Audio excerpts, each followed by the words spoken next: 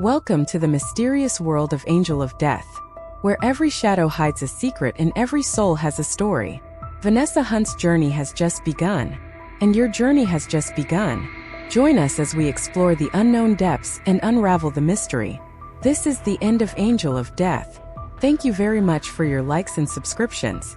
You can express your opinions in the comments section. Chapter 34: Bionic Commando Monsters.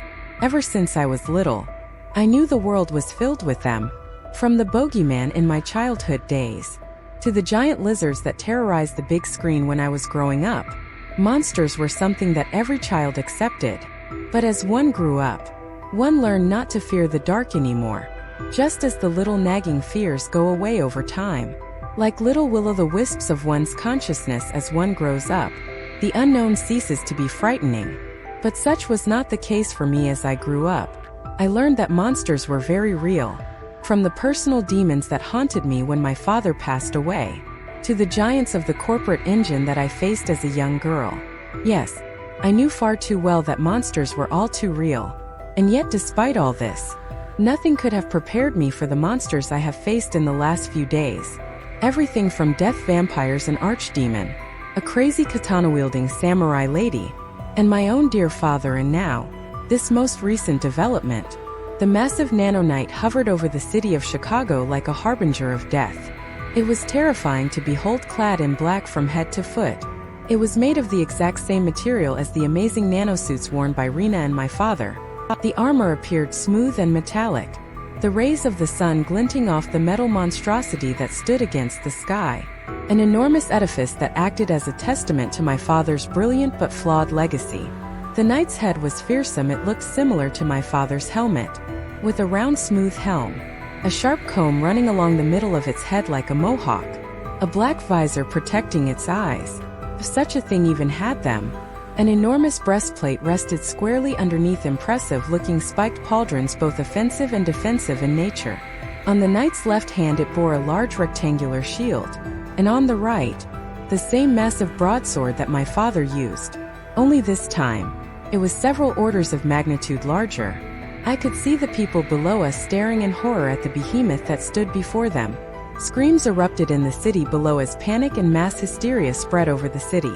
The night had barely even begun to move, and already traffic had built to a standstill below us. Many were abandoning their cars and going on foot, running helter-skelter in several directions as far away as they possibly could from the threat. The night lowered itself to the ground, making a thunderous sound as its feet connected with the ground. The earth shook, though I felt it not. I could feel the enormous presence as it touched the ground. Then, just like that, night began to move slowly, certainly toward the Hunter Robotics building. Already it had begun to cause damage to the ground. Concrete broke with each stride, as the night stepped over everything in its path without remorse. Cars, trucks, people, everything that had the misfortune of being underneath the massive feet got crushed. It walked slowly at first, but then gradually it began to build speed. For such a large thing it moved very quickly. Think. Vanessa, your feet, Sherry said. Death. Spread those wings and look alive. This thing needs to be stopped right now. Thanks for the update, Captain Obvious, I said. But I don't suppose you've got a plan now, do you? We lead it to water, asked Death. I shrugged. It's a good start. I think we might be able to make that work. Next question being how. You can lead a horse to water, well, no worries. We don't need to make this thing drink. We need to lead it to the water and then dunk it in. Is it intelligent? I sighed. If my father is to be believed, yes. Supremely intelligent. You think your father is still in there somehow? That he might be able to stop it from within? I don't know. I pointed to the giant knight. Look, D. We're gonna have to get moving. I flew in at top speed, doing what I could to gain on the massive knight. The behemoth was so large that its mere physical presence was affecting the air pockets all around it. Just flying in the vicinity of the knight was treacherous. The winds whipping sharply, howling all around me. It took effort just to stay focused and not get disoriented. I was gaining on it, which was good, but I hadn't the slightest clue how to stop the thing. I darted from building to building, using the structures to stabilize the air pockets around me. The behemoth displaced far too much air, and flying in the airspace next to it was perilous. Careful, Sherry, even with your special powers. This challenge appears fraught with peril. said Death, his words rising above the winds. He was flying alongside me, his black cloak fluttering in the lashing wind. What about a negative void, I asked. Won't work against something with that kind of mass, said Death. The robot knight moved toward one of the buildings next to the Hunter Robotics building, and laid its hand on it. The concrete and metal began to erode from the building, and the knight began to grow yet again. Massive spikes grew out of the back of its armor. This isn't good. That thing is absorbing the building's structure, using the material to generate newer nanomachines. Yes, I can see that, Vanessa, said Death as he looked at me, his crimson eyes glowing. Well, here's something worth trying. And with that, Death flew toward the knight, heading directly for its head. The knight noticed Death's presence and immediately moved to strike. Despite the fact that the behemoth appeared to be slow-moving, it was anything but. The speed of the strike was blinding. It took its massive right arm, and in the blink of an eye, the enormous sword was swung. It took all of Death's incredible speed just to dodge the attack. The knight's broadsword came crashing into a nearby building, sending chunks of concrete flying into the ground below. I screamed as I flew next to him. Screams erupted from down below. The city was in a panic. Relax, Sherry, he said. I am perfectly all right. Don't you dare do something so reckless again, I said angrily. I needed to see how fast this thing was, said Death. We appear to be caught in quite the quandary. For one, this thing has all the abilities Donovan Hunter had. In other words, none of my attacks will work on it. Secondly, Death paused, as pointed his scythe in the direction of the knight, who now proceeded to tear chunks off a second building. This thing is feeding off the buildings and is getting stronger by the minute. And lastly, people are dying with each passing moment, I said. I didn't need Death to complete that one. I knew how terrible the situation was. If we didn't act soon, the city would be devastated. It wasn't as though either Death or I desired to reap that many souls. We wanted to stop this quickly. The knight veered toward the Hunter Robotics building. My heart sank as it began to turn its attention toward the building.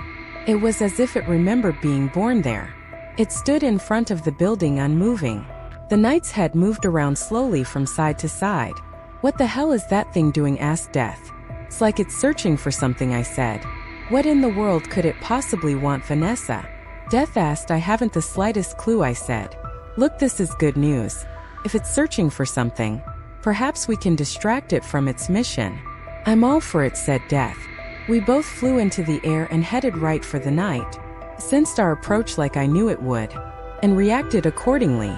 It swung the massive broadsword at me, cutting the air and displacing it with an intensity and force I had never felt before. Just the sheer force of the air that was getting displaced was enough to throw me off balance. It took every ounce of strength in my newfound wings to stabilize myself. I found an air current I could safely draft off of, and used it to carry me to safety. I glanced quickly and noticed that Death had taken advantage of the situation and had hurled his scythe toward the knight. But the scythe bounced harmlessly off the armor, and back into Death's hands. Not good, Sherry, said Death. This thing's exoskeleton is harder than the gates of hell itself. We're going to have to dig deep. Not that deep, I said. I've got an idea. I'm all ears, Katsujinkin. My father was afraid of it. He was also afraid of the Van Dyke power. Death added. Precisely, I said. Perhaps I can get its attention that way. Lead it to the water and slow it down. What the heck is that sound? Death asked. What sound? Can't you hear it? I strained my ears. Yes. It was there, whatever it was. It was like buzzing of 1,000 tiny bees. An incessant noise that echoed throughout the city, getting louder and louder. I looked at the ground below and noticed a white swarm that had erupted through the city, a mass that moved on its own in the opposite direction as the fleeing crowds. The swarm covered the streets of Chicago, blanketing them with a white haze as it made its way through the loop. I saw the swarm cover buildings, bridges, even the Chicago's infamous public transportation system. What in God's name is that? I asked. The swarm poured into the city like a massive wave, sweeping through the city at great speed. Look alive, Sherry, Death said. We're about to get help. What do you mean? Death transformed once more into the handsome and suave stranger. I'd better look my best and welcome someone I hadn't spoken to in a long time. I shot Death a quizzical look. Don't tell me you don't know what those things below us are. Vanessa, You should have seen more than your fair share by now. I strained my eyes to look down far below. Has it been so long that you've forgotten about me? Love. A voice called out from one of the tall buildings. I looked out at the building and finally realized who it was who had come to our aid. I smiled perhaps. I wasn't expecting to see you in this city, I said. We're on a field trip, the voice said. The shadowy outline of a man stood against the building. His arms crossed as he surveyed the surroundings. He was joined by a second shadow behind him, a much taller man that stood unmoving. I felt sick to my stomach as I came upon a frightening realization. The swarm below us was a gigantic mass of thousands upon thousands of Class D vampires. The shadowy man spoke again. Gregor Vincent brings the full strength of the brood to your aid. Death Angel. Chapter 34 Vampires vs. Robot Knight. The sea of vampires below us was captivating. An unnatural abomination that was at once horrifying and beautiful. All around the city, the flood of pale, emaciated Class D vampires poured in like a raging torrent, engulfing the city. And yet there was order to the madness. This was no mad scramble, no panicked stampede. Rather, this was a highly coordinated and well-planned exercise that was executed with military precision. I turned to Death. Concerned for the people of Chicago. Relax, love, said Gregor Vincent. The vampires have been expressly instructed not to sate themselves upon the hapless population. He smiled to me. With all the youthful charm his exterior allowed, the humans will not be harmed. The brood is not foolish enough to incur the wrath of Death and his angel. Gregor jumped above where I was hovering to a high building and beckoned for me to follow. I flew to the top of the building, settling comfortably beside Gregor as we surveyed our surroundings. I could see the L tracks circling the loop. The trains had stopped running long ago. And apart from the sea of vampires, it was hard to tell if there was any human life in the center of Chicago's business district. The normally bustling Wacker Drive was completely dead, as if Death himself had unleashed his nether void upon the city. The waves of the Chicago River were the only thing that broke the monotony. The historic LaSalle Street and Union Station were both completely devoid of passersby. Gregor pointed to a section of downtown, towards Adams and Wabash. See that section where the Class Ds are headed? Elite members of the brood are guiding them. I have Class Cs positioned carefully throughout the city. They act as my lieutenants, beacons that guide the Class Ds toward their destination and their mission. You're sacrificing your own, I asked. Why would you do that? Out of the kindness of your heart. Not out of the kindness of my heart, I'm afraid. Vanessa, said Gregor. It's more like we share a common enemy. Ridding ourselves of the man that sought at one time to purge the vampire nation is only fitting. My father sought to purge the vampire nation. Your father needed a testing ground for his abilities. The Class Ds were a rather convenient target, I should say. Though as the reigning patriarch of the vampire nation, I take personal offense to it. So my father angered you enough to act, I said. Lest you forget, dear Vanessa, it was I who guided you toward your mother. And I won't forget that favor, I said. Ah, you two appear to be getting cozy, said Death with a wide grin on his face. He had switched back to his human form, looking impeccable as always. Fortunately, I am not the jealous type, he said with a smile. Or am I? What's the objective here, I asked, conveniently changing the subject. We hope to overwhelm the giant knight with our numbers. We don't really know if the massive form has any weaknesses, but we hope to try and exploit any openings we find. Nonetheless, as if in response, I noticed the vampires began to climb the robotic knight, scampering up its legs from the ground beneath it. It was as though a swarm of tiny ants began to lay siege on the robotic knight. The knight paid the attack no heed, swatting hapless vampires away like insects. Where they fell to the ground below or were smashed into the concrete, their remains leaving a splattered mess upon the streets of Chicago. Not exactly a strategy that befits the brood, I retorted, smiling a little at Gregor. No, it is not. But then again, centuries of war have done nothing to prepare us against such a foe, said Gregor, smiling back, his boyish charms an almost unnatural contrast to his wise words. Your father was special, Vanessa, as are you. To take down such a foe requires sacrifices, and we are prepared. Death Angel, for when the time comes that you set your will against us, I saw now the power and the wisdom of the leader of the vampire nation, to take down a foe that was not easily understood. All the while racing against the clock, Gregor was prepared to make the ultimate sacrifice, and use his own people as pawns. It was a difficult decision that he had undoubtedly arrived at mere minutes ago. He was my kind of guy after all. Risks were part of the game, and no matter how high the stakes were, it all boiled down to how much downside you were willing to accept.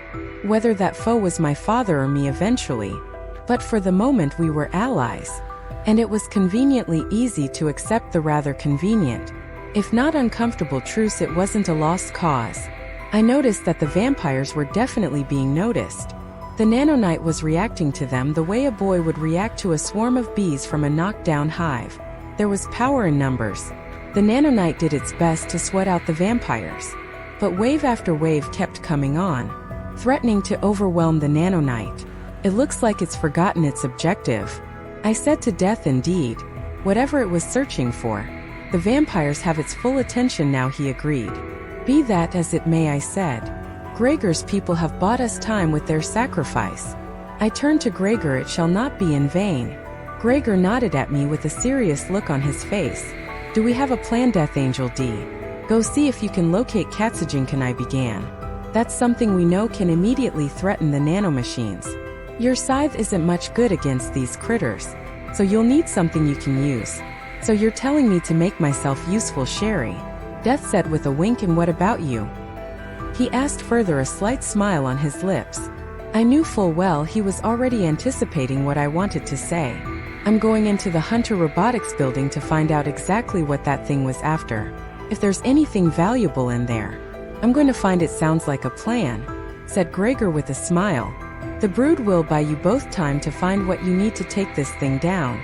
Gregor, if I may ask one more thing, I said. Yes. Vanessa. If it's possible at all. I stopped myself as I realized the implications of what I was about to ask. Gregor smiled. I understand, Vanessa. If it's possible at all. Could we perhaps lead it to water, I sighed. Water is bad for the brood, isn't it? Fear not. Vanessa, we understand the need for sacrifices. It shall be done. We shall lead our brethren to the water, and make sacrifices where we need to. You have my word that we will leave the brood alone for a long time. I said. That is what I am hoping to hear, Death Angel, said Gregor, his eyes gleaming. Very well. We shall be on our way. And with that, Gregor and Death both disappeared from my sight, each of them intent on their own goals. I turned my attention to the Hunter Robotics building. It was not an accident that the Nano-Knight stopped in front of the building. In fact, it had stopped so abruptly that the action itself stood out. All the other buildings were either brushed aside, or used as material for the nanomachines expansion. Everything but the Hunter Robotics building itself. And then there was the fact that my father had stripped it bare as the battle began, shattering the windows, and endangering everyone within the building itself. Did Donovan Hunter know something special was contained within the building? Was his seemingly random act of mass murder actually a premeditated attempt to ready the building itself for something else? The winds had calmed down considerably as I approached the Hunter Robotics building. The unpredictable headwinds had disappeared and visibility was great during the sunny day. The sky was completely blue on this beautiful day, illuminating Lake Michigan in all its splendor. It was a shame I didn't have the time to appreciate the scenery. Death's nether void continued to hold the building in place. However, the residents were very much awake and aware of their situation. Not that it mattered at this point. The entire city was now aware of what was going on, and we had far bigger things to worry about at this point. It seemed like a far simpler problem to be worrying about a building full of residents than to have to worry about the safety and security of every person in the city of Chicago. I sighed. I just couldn't get a break. I stared at the glassless windows at the occupants within. I turned my attention to the penthouse suite, hoping to find something I could use. Something caught my eye. Someone was waving at me through the opening. It was Daniel. He had seen me flying around, I knew. He had no doubt also witnessed Death's transformation. I wondered what he had thought of the circus act that his former fiancée was now a part of. I didn't really want to know the answer to that. It was difficult enough to make the choice to leave my former life behind. Still, there was something about the intensity of how Daniel was waving to me that caught my attention. It was as though he knew something. Wait. Daniel's father and Donovan Hunter had a very close association with each other. Could it be? Could the Nano-Knight be in fact be seeking Daniel out? And if so, for what reason? I flew close enough to the building now for me to make out faces. They knew what was up all right. They were all staring at me, frightened, unsure of how to react at this point in time. I knew full well they weren't seeing Haley Wellington anymore. Everyone was staring at Vanessa Hunter, the real me. And the poor residents of the building had seen enough ghosts in one day to last them a lifetime. I sighed. No sense in worrying about collateral damage when a giant robotic knight was rampaging through the city of Chicago. I passed through the nether void with ease, nullifying and canceling out the field's effects. I took great care not to completely nullify it. I just had to weaken it enough to pass through it. There was a brief moment, as I passed through the void, when things felt hazy. The world around me shimmered and distorted. For a very short amount of time, I wished that everything was back to the way it was, that I had never died and I would wake up and Daniel and I would still be together. I quickly banished the thought for one.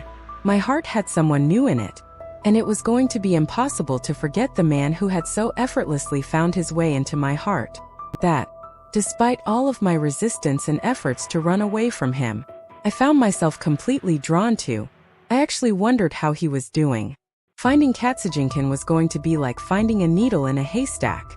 Still, if there was one person who could do it, it was him. Infinite resources after all.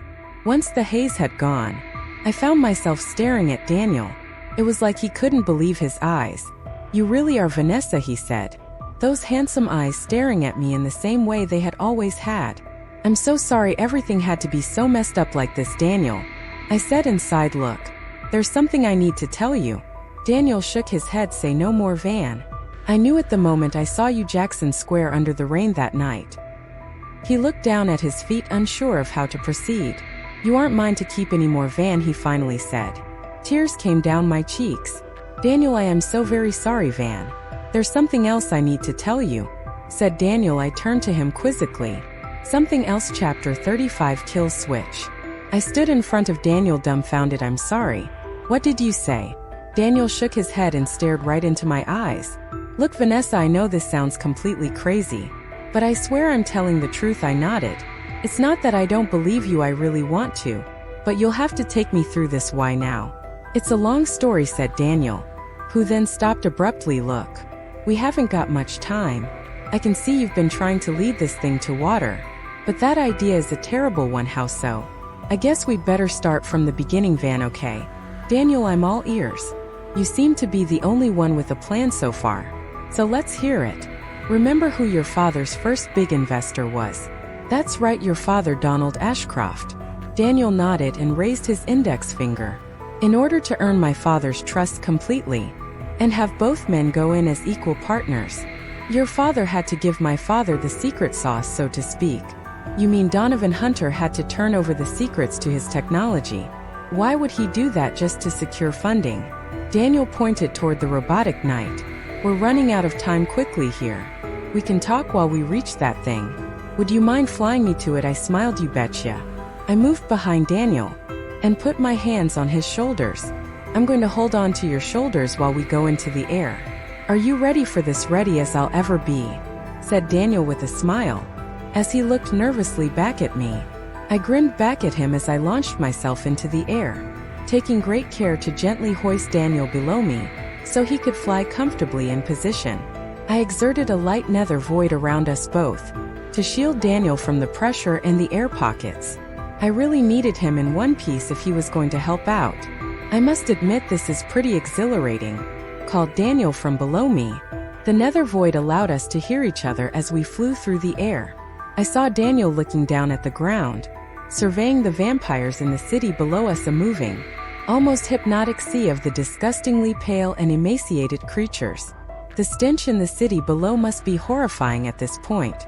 "What the hell are those things?" he asked. "Trust me, you're better off not knowing," I laughed. "Okay, now that we're airborne, would you mind completing your story?" "Donovan didn't simply turn over the key to his technology," said Daniel. "He would never have been so foolish." Daniel looked up at me with a strange look on his face. "So instead he gave my father insurance," I smiled. Donovan turned over the kill switch. Exactly right, always the smart one, Vanessa, said Daniel as he grinned at me. But if there was an override all along, why did you wait until now to use it? We're going to get to that part later. You're still missing a big part of this story, said Daniel. My father underestimated the brilliance of Donovan Hunter.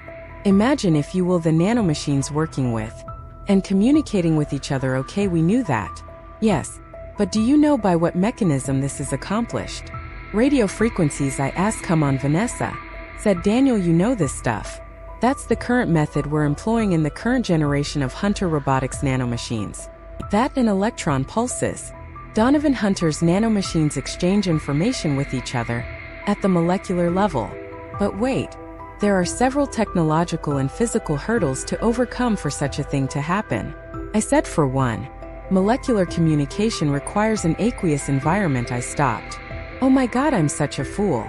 That's why we need to reach this thing before it goes into the sea and becomes an even bigger problem. Not to put any more pressure on you, Van, but if we fail to reach this thing and it reaches the ultimate environment, it's game over for us, Daniel. If Ashcroft Pharmaceutical had access to this technology long ago, why didn't you use it? All we really had was the kill switch. Once the technology matured, the contract between my father and Donnie stated that the machines would be mass-produced, and that Ashcroft would share in the profits at that point. I stared ahead at the robotic knight. We were gaining on it, which was very good news. The sea of vampires below continued to lead the robotic knight on. Part of me hoped that the knight would somehow be able to devise a way out of the vampire's path. My father never lived up to his word, did he?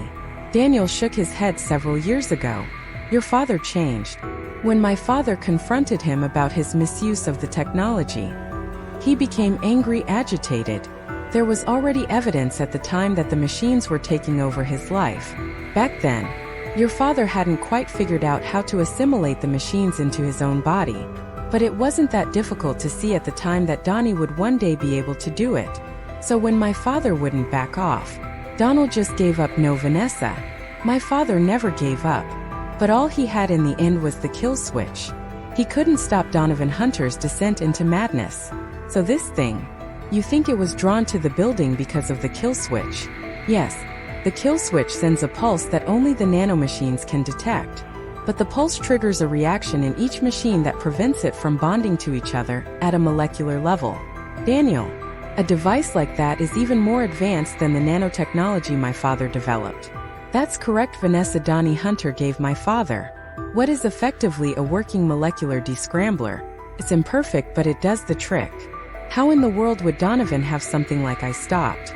Goddamn, it's a byproduct of what he learned from his experiments with the Van Dyke powers. Excuse me, Daniel asked. Nothing you would want to know any more about. Trust me, I said, laughing. Still withholding an awful lot from me, aren't we? Haley remarked, Daniel, a glum look on his face. Trust me, what I do to protect you. There's something else that bothers me, though, I said, continuing. Why didn't you use the descrambler before now? We certainly could have used it when we were taking on Rena and my father back then. Because there was an override to the descrambler that we didn't know about, said Daniel. An override? Daniel sighed. We didn't know that the nanomachines had shrunk small enough to be assimilated into your father's cells. When Donovan Hunter bonded himself with the nanomachines, his molecules, different from the nanomachines' cellular structure, acted as a bonding agent, preventing the molecules from descrambling.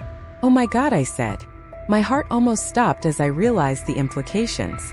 If this thing reaches Lake Michigan, it would have a bonding agent powerful enough to act effectively against the descrambler. Now you realize the gravity of the problem at hand, said Daniel. But why didn't it make for the water immediately?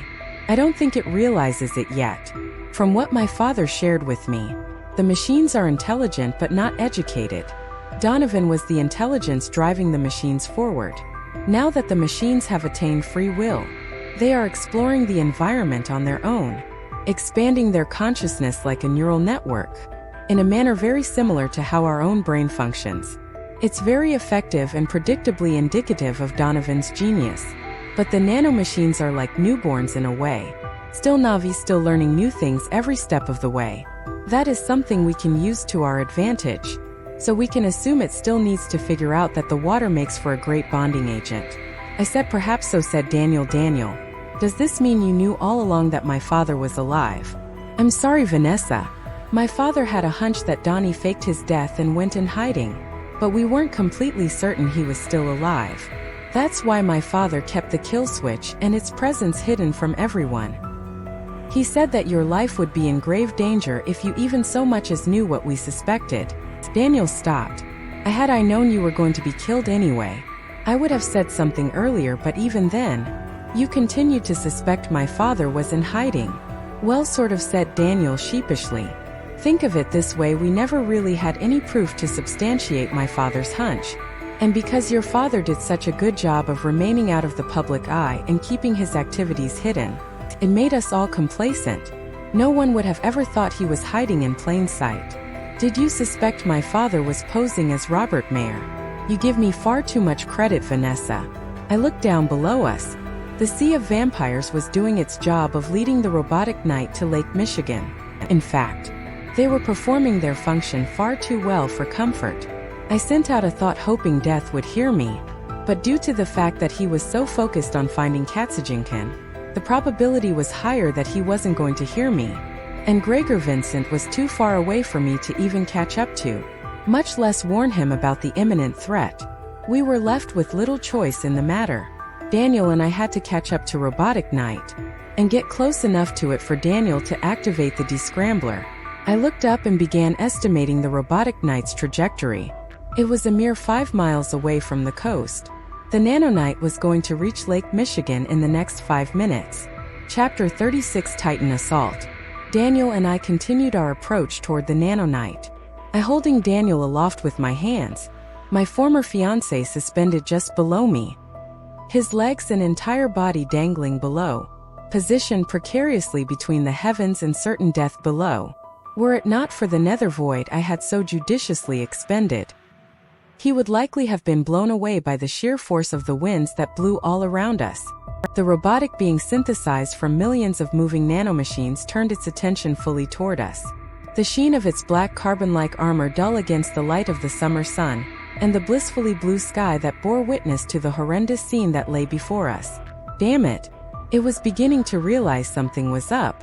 Already the Nano-Knight was on the outer edges of the beach, a mere half a mile to Lake Michigan at this point, its waters glistening serenely against the backdrop of the apocalyptic scene before us.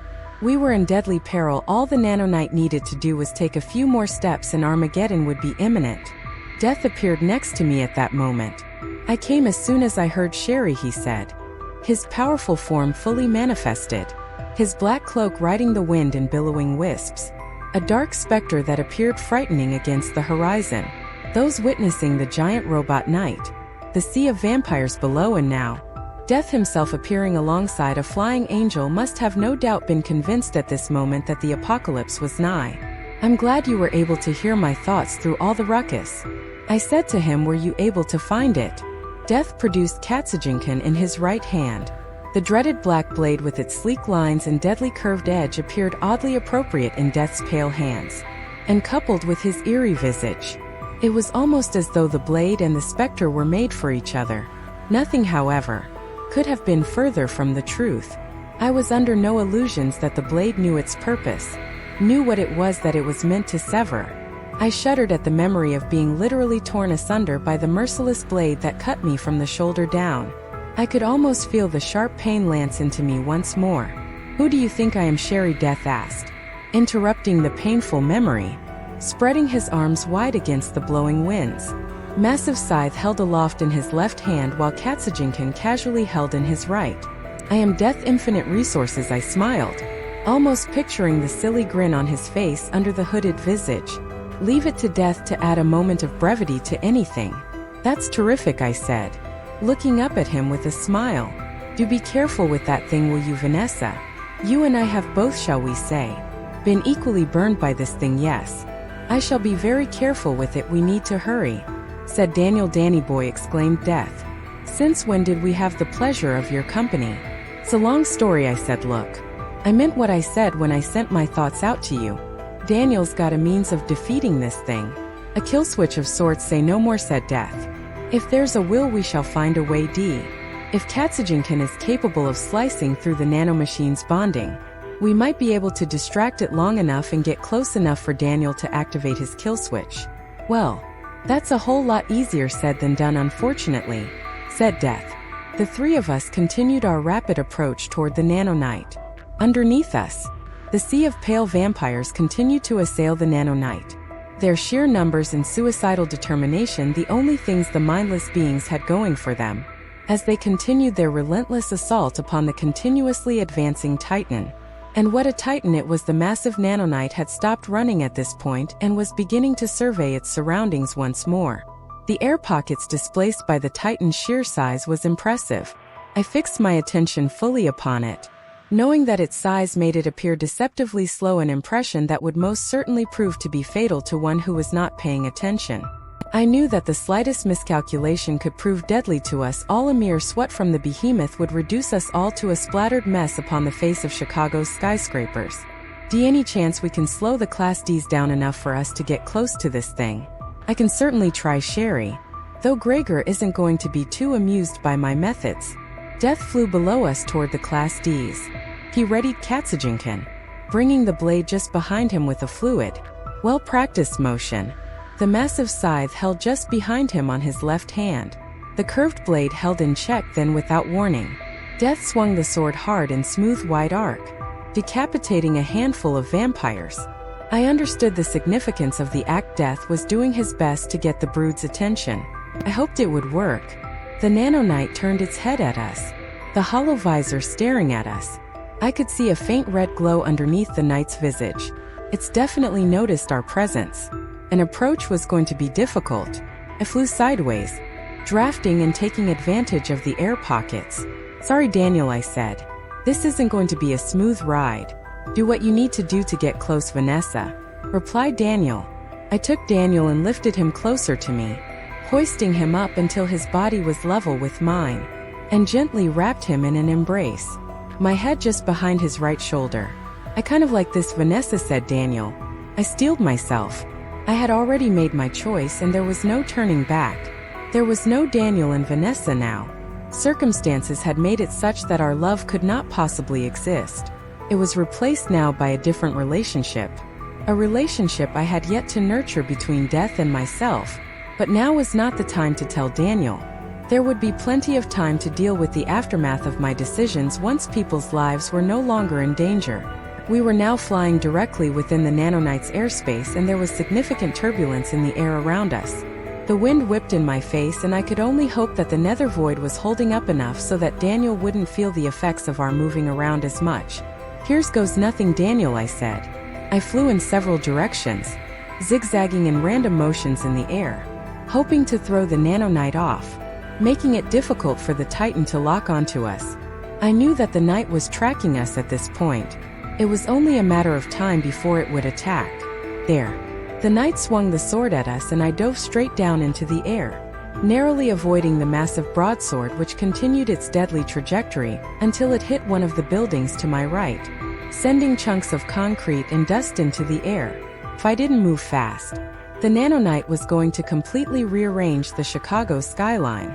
I flew straight up, hoping to capitalize on the Knight's mistake, hoping to find an opening I could exploit. But the Knight brought its shield up swiftly, bringing it directly in our path. I quickly tried to avert course, but it was too late. Faced with no other alternative, I quickly turned my back to the shield, hoping to insulate Daniel from the force of the impact, and braced myself for the inevitable crash. My back slammed hard into the Knight's shield and hot pain shot through my body. I willed myself not to lose consciousness as my vision blurred. The nether void was able to absorb the brunt of the impact, but it still hurt like hell, and the crash had left me vulnerable to a counterattack. I had to think quickly and get out of this situation. Daniel, are you okay? I asked, looking in front of me before realizing with horror that Daniel was no longer with me. I looked around frantically to see if I might have dropped him. Stupid Vanessa, think, damn it. The Nano-Knight had let go of the massive broadsword, driving the blade deep into the side of a building, turning the skyscraper into a massive scabbard. The loss of life in that one building alone would have been catastrophic.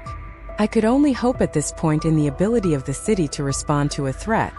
I prayed that the building was vacant at this point, and that all residents had been safely evacuated, that the broadsword had passed harmlessly through steel and concrete rather than flesh and bone.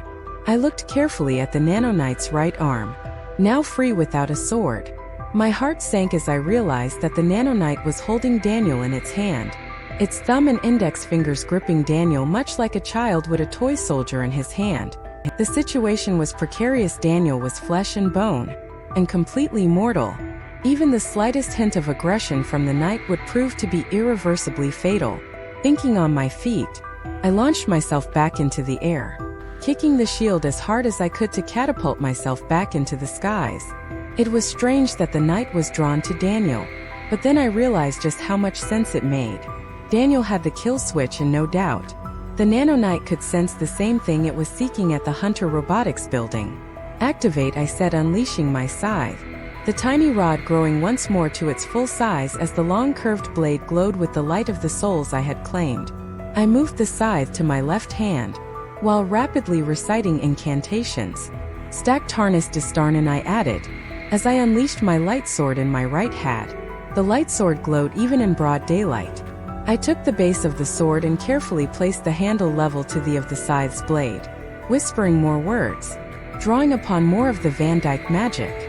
I carefully bonded the sword to the end of the scythe's blade, augmenting and further enhancing its reach.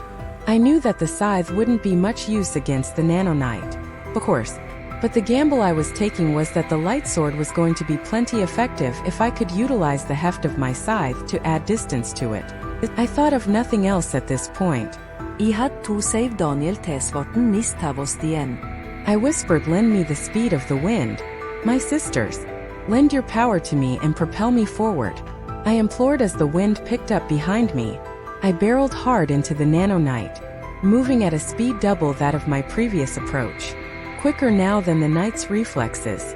With Daniel in its hand, the Nano-Knight's only possible defense against me was the massive shield it bore on its left arm. The shield was powerfully effective, acting as an impenetrable wall in the skies. But my speed was going to overcome it. I focused my eyes on the massive shield, matching my altitude to the top of the shield and calculating how much speed it would take to reach the base of it. I flew up higher, forcing the knight to bring the shield up high, goading it to defend itself. As I drew my self-fashioned light scythe high above me, the ruse worked, as the Nano-Knight braced itself for the impact of the light sword. At the last minute I stopped my advance, diving straight down at breakneck speed, toward the base of the shield. I steeled myself. I knew there was only a slim chance my plan would work, and that perfect execution was paramount to the operation. I crossed safely underneath the base of the shield, and looked up above me. The Titan had left itself wide open just above me. I could see the Nano-Knight's fingers gripping Daniel tightly. I breathed in deep and threw my light scythe with all my might toward the Nano-Knight's hand. The knight reacted by attempting to bring its shield closer toward it. But it was too late. Scythe was now flying faster than the knight could keep up, whirling in the air like a deadly pinwheel, the blade whistling in the air as it connected with the knight's hand, severing it at the wrists. Daniel fell to the ground, falling thankfully in my direction as I rushed up to meet him. I caught him with my right arm, holding him up by his right arm as I continued to move upward at top speed. I extended my left arm above me, opening my hand in anticipation as I gracefully retrieved the scythe on its return path as it boomeranged toward me. In the same instant, the knight brought the shield toward its head and I moved quickly to divert, left with no choice at the moment but to increase the distance between myself and the knight. What the hell was that about? I asked. It knows what it is we intend to do, said Daniel, as it held me in its hands. I could hear the Nano-Knight's thoughts. It spoke to me directly in my mind, he sighed. It knows full well now that we intend to activate the kill switch. Death appeared beside me again. Mission successful. Sherry, I was able to draw the vampires away, forcing them to move farther from the water by carefully disorienting them. It will take a while for the Class Cs to redirect the frenzied horde, but we must not tarry here. The brood is confused but will not be for long. I can only hope that Gregor will notice that something is amiss and react accordingly.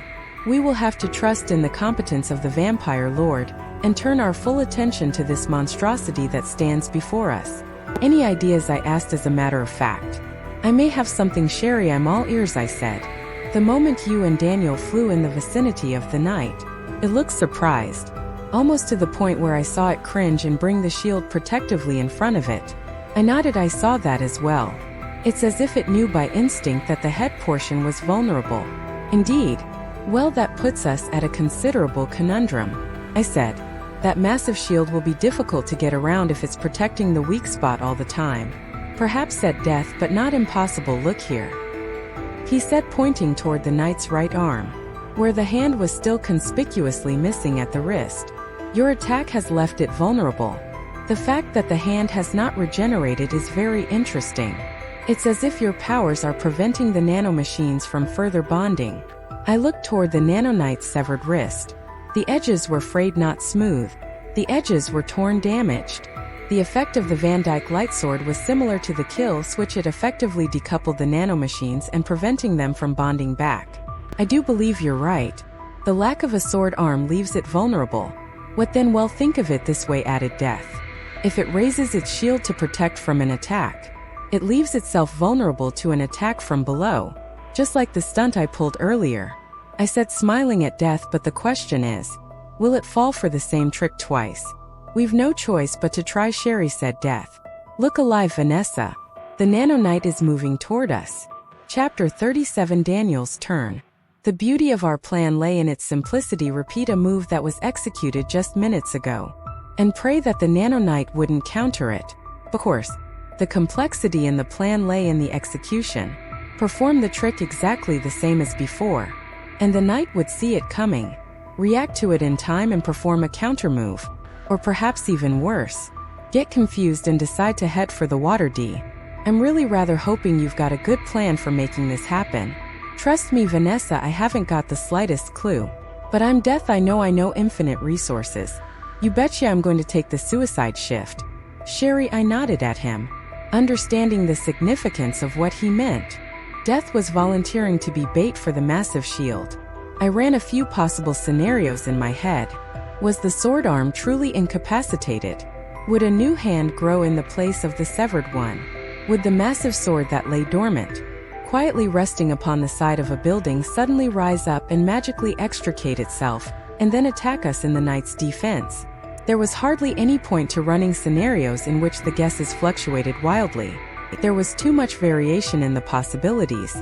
Experience taught me that when logic and strategy went out the window, you went with your gut and made a judgment call. Granted, it wasn't as bad as taking a crapshoot, but it certainly felt that way when you made it. You're forgetting about me, said Daniel from below me. I looked down at him, almost absent-mindedly, and found myself rather surprised. He was right in the hustle and bustle. I'd almost forgotten I was still carrying him. Here's where we make it interesting, Van, he said. I'm your trump card. The moment the knight reveals whatever it's got in its defense, you counter it with everything you've got. But he paused for effect. Not until after you've hurled me with all your might toward the knight's head. The Nano-Knight will not be expecting a second attack to its head region. You hurl me in that general direction, and I'll find a way to get in and activate the kill switch. Sounds like it would work, but we'd be crazy to take this kind of risk, Daniel. Just the slightest miscalculation would cost you your life. That may be so, but hard times call for tough decisions. And sacrifices. You've made enough sacrifices. Vanessa, it's time for me to make a few of my own. Promise me you won't be reckless, I said. I'll promise that I'll be careful not to lose the only life I have, said Daniel with a smile. We'll have to test this a few times, I said. Bad idea, Sherry said, Death pointing toward the Nano-Knight. For one, it'll figure out what we're up to if we try too many times. And far worse than that, he said, his voice dropping in the wind. This thing is so close to the water. All it's got to do is take one tiny step in the wrong direction and it's game over for all of us. Okay, this is it then, I said. Let's go. Death didn't need any further encouragement. He moved swiftly, his dark robes trailing him as he flew straight up, headed right for the Nano-Knight's head. There were no wasted movements, just a single, determined motion that left no doubt whatsoever at what his intentions were. Death aimed right for the head. The mini scythes materialized all around him once more. whirling blades that would have dealt massive amounts of damage under normal circumstances.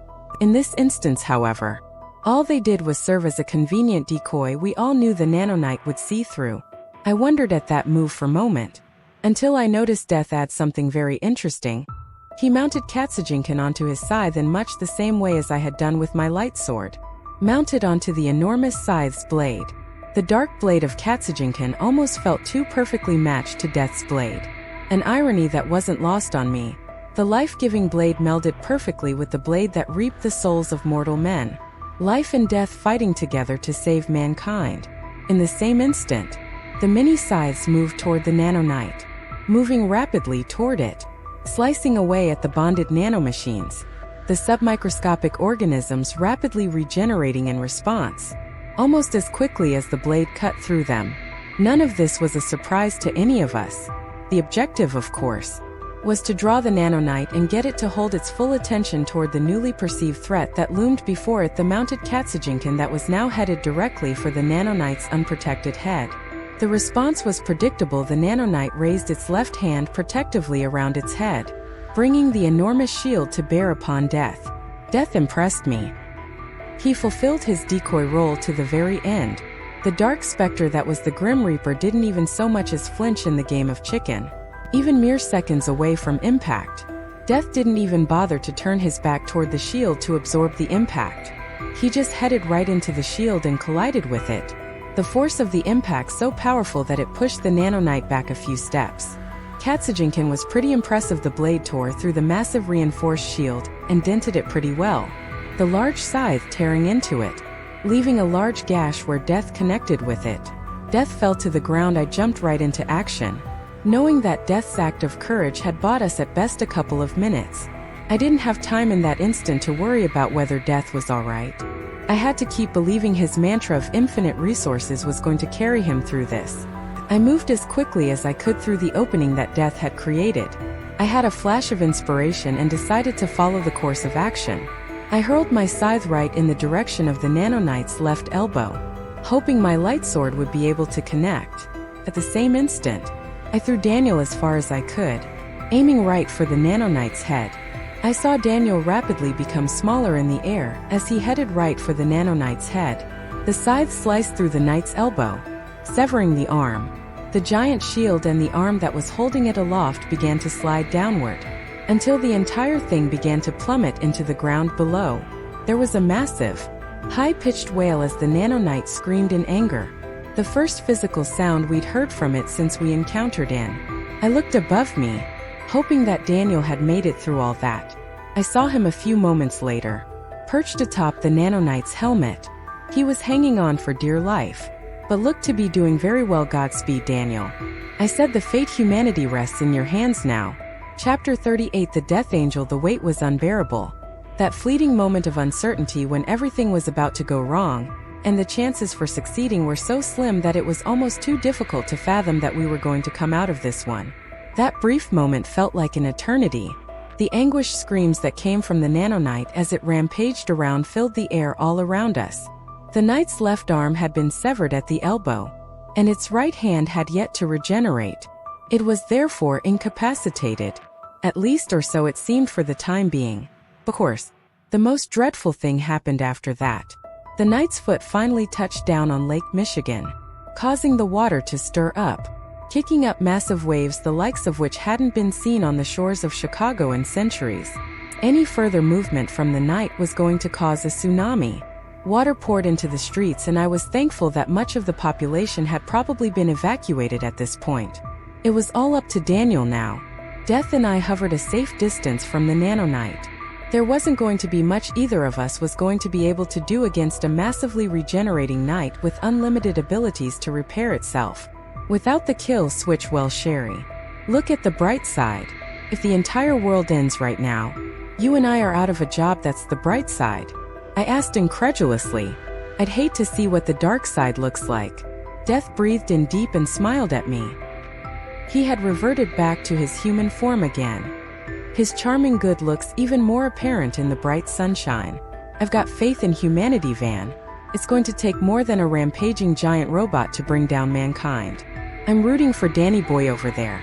As if in response, a sharp piercing sound blew shrill like a whistle, cutting through everything around us as a powerful wave of force went through all of us. The night froze for a moment unmoving, and then, just as soon as it had stopped, everything began to unravel. The ants that had previously been melded together into a single functioning unit now began to fall apart, the tiny nanomachines running around frantically, their ability to couple prevented. Daniel's activated the kill switch finally, I said, letting out a sigh of relief. He's done it. The Nano-Knight began to come apart more dramatically now. At first the massive arms came off, severed at the shoulders, turning the massive knight into a parody of a Grecian bust. The enormous physique standing against the light of the sun, a mere shadow of its former glory. The ants continued to race around it as the parts continued to fall. A panic thought gripped me. My God, if there are still people below us. Say no more, Sherry said. Death, I'm on my way. Fear not, Vanessa, a second voice chimed in. Gregor Vincent stood alongside me once more, his hands folded in front of him as he stood atop a nearby building. Stefan was at his side as well, surveying the Nano-Knight's rapidly escalating decline. The brood will come to your aid once more. Death Angel, I am sorry I did not get the message soon enough. Gregor signaled to a few of the Class CS who were with them. It was the first time I had seen the Class CS up close. They were nothing like their Class D subordinates, every bit as beautiful as Natalia and her ladies of the night. The Class CS nodded at Gregor and instantly disappeared from sight. By the time I noticed them again, they were already on the ground barking commands at the Class DS. Our vampires will scoop up any of the living and move them away from the city unharmed. You have our word, Vanessa. The brood owes you for destroying our common enemy. I was satisfied.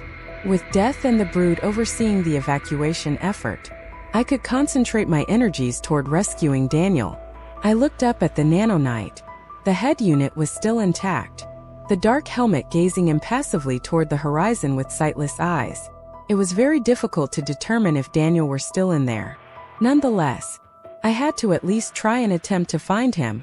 I flexed my wings and propelled myself into the air. The air wasn't as turbulent as it was before, now that the Nano-Knight could no longer control its own mass. It stood there as inert as the buildings that surrounded us. I still approached cautiously. The nano-ants continued to race all around the night. There was no telling what the nanomachines were capable of on their own. Even without the hive mind now controlling them, the ants were still unpredictable enough. And somehow, part of the Nano-Knight was still intact, which meant that at least for the most part, the ants still had the ability to bond. I looked once more at the knight's left leg. It was now completely submerged in Lake Michigan. Could this prove to be our undoing? I didn't really want to find out. I had to get into the Nano-Knight helmet and extricate Daniel as quickly as I could. I forced myself to fly higher, up to the point where I was almost level with the knight's head. From my vantage point, I could see that the rest of the night continued to fall apart. Even the head was no exception. As the ants began to race faster and faster, the metallic-looking head was rapidly disintegrating. I realized I didn't think twice. I dove right into the head region and began to tear it up forcefully, taking chunks of the still-moving nanomachines and casting them off like a plaster of Paris sculpture or a papier-mâché piñata. It took me longer than I was expecting. The Nano-Knight's helmet was massive. Even looking upon it, the head itself was at least 1.5 times my size. I marveled at Daniel's audacity. For him to even come up with the idea was impressive. It was made even more courageous by the fact that he was mortal. I doubled my efforts in the attempt to find him. Daniel wasn't going to survive very long in this rapidly disintegrating mountain of scrap metal refuse. I dug and dug. My hands and arms felt heavy, and the tears began to fall from my eyes. Please let him be alive. It was then I noticed something sticking out of the helmet. It was small at first but instantly recognizable. It was Daniel's dark curls. I moved faster, given strength by my discovery, clawing at the nanomachine-infested organism until I was once again looking upon Daniel. He was unconscious but breathing. Thank your lucky stars you're alive. That was one hell of a stunt you pulled. I slowly moved him close to me and flew away from the melting behemoth. I flew aimlessly around the Chicago skyline for a while before settling on the rooftop of the Willis Tower. I carefully placed the unconscious Daniel at my feet and let him rest. We were safe here at least for the time being. I looked around at the city of Chicago. From my vantage point, I could see all of the death and destruction that my beloved city had undergone. "It is quite the mess you have caused, Sherry. No." A voice called from behind me. I turned around swiftly in the direction of the voice. Dark smooth skin, beautiful black eyes, and an alabaster countenance stared back at me. "You're Martine Doodlet," I said finally, remembering the girl that showed up in Daniel's home as I woke up. The same girl who had given me the Tuareg Gris-Gris that had so soundly defeated the demon Azazel. Martine smiled at me. "Perhaps Sherry," she said, "but most know me by the name Azrael." Azrael. I looked at her quizzically. "The angel of death," she said. "One of the 14 angels of death spoken of in rabbinical lore." "Wait, if you're the angel of death, what does that make me?" "Something else, Vanessa," said Azrael, with a mysterious smile. "You have a far more important role to play in the war between heaven and hell." "You are speaking in riddles," I said. "Will you not tell me what I need to know?" "It is far too early for that, Vanessa. Far too many things need to fall into place. The relationship between heaven and hell is far more complex than you can imagine. I am sorry for the mess my father has caused." Azrael shook her head. "It is not of your own doing, nor of your own choosing," she said simply. "Will death be in trouble?" The Reaper. Azrael laughed. "Didn't he tell you that one has infinite resources? So he reminds me every so often," I said with a smile. "The Reaper is immortal and ever timeless. You exist to serve him at the moment. But know that your fate may not be bound to him for as long as you believe." "I think I'm in love with him," I said simply. "Then that is a precarious situation indeed," replied Martine. "Be careful who you give your heart to, Vanessa," she warned. "For heaven and hell will go to great lengths to gain your affection." "What in God's name am I asked, getting frustrated. "You'll find out soon enough," said Azrael with a smile. I looked down at Daniel. "Will I ever see him again?" I asked. "Daniel is mortal. He belongs on the mortal plane." "No, he is not dead. He will live on nonetheless. He must live on and move on without you. He will forget you over time, Vanessa. But you can no longer reach out to him for his own safety." "What will become of Chicago in this mess?" I asked finally. "This is one of those rare events when heaven intervenes," said Azrael. "Fear not, Vanessa. The universe will right itself, and tomorrow everything shall be as it was before. So no one will remember this ever happened."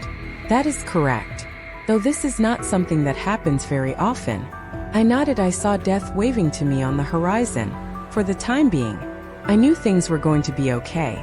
I turned back to Azrael, wanting to ask her more questions, but the angel had already disappeared. I turned back to death and waved back at him. I sighed, content and happy for the first time since my death. I had found a new way of life, beyond the confines of the mortal realm there. In the rare space between the living and the dead, between heaven and hell, I had found a new life, and a new love. I accepted my fate at this time, not knowing what the future held, for now I had him. I yearned for death's embrace at this time, but worried not. Time held no power over us, and neither life and death, heaven and hell, determined what we could and could not do. For I knew now what my fate was, knew with a deep certainty what I was now. I am death's protege, the avenger that hides in the shadows and fights for humanity, and maintains the balance of souls on this earth. I am the death angel,